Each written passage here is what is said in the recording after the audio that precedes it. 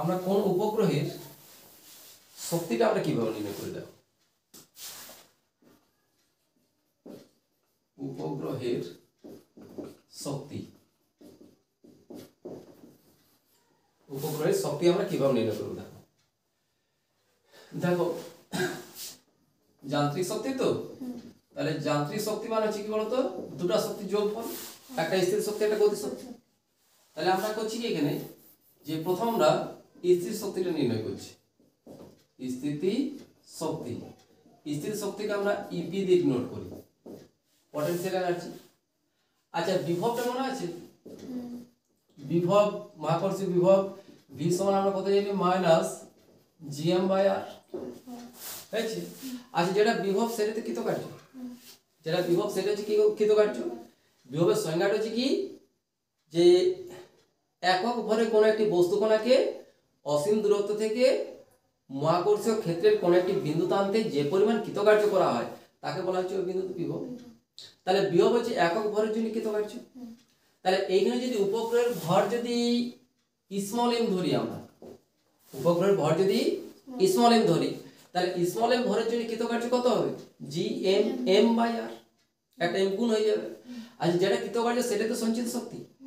তাহলে এখান থেকে আমরা ডাইরেক্ট লিখতে পারি যে স্থির শক্তি ইপি সমান হচ্ছে কত, minus G capital M small M by আর।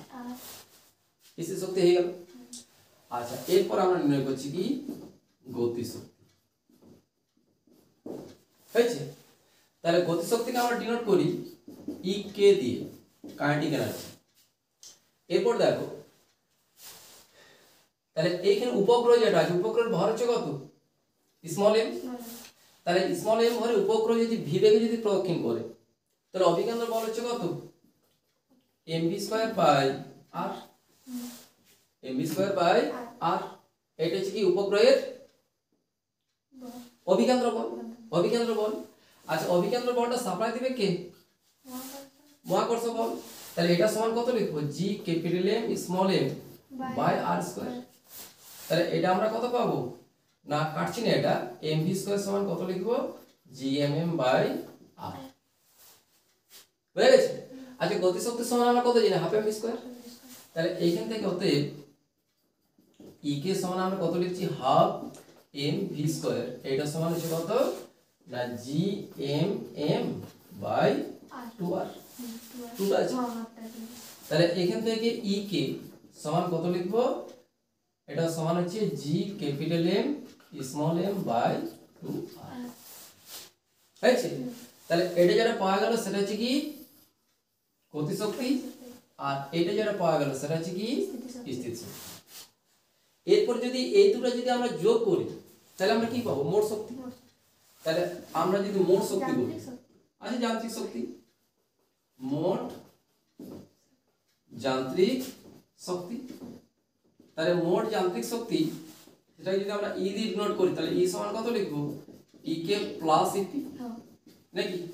তাহলে এখান থেকে ই সমান হচ্ছে কত, ই কে, তাহলে G capital M small M by 2r minus G capital M small M by R.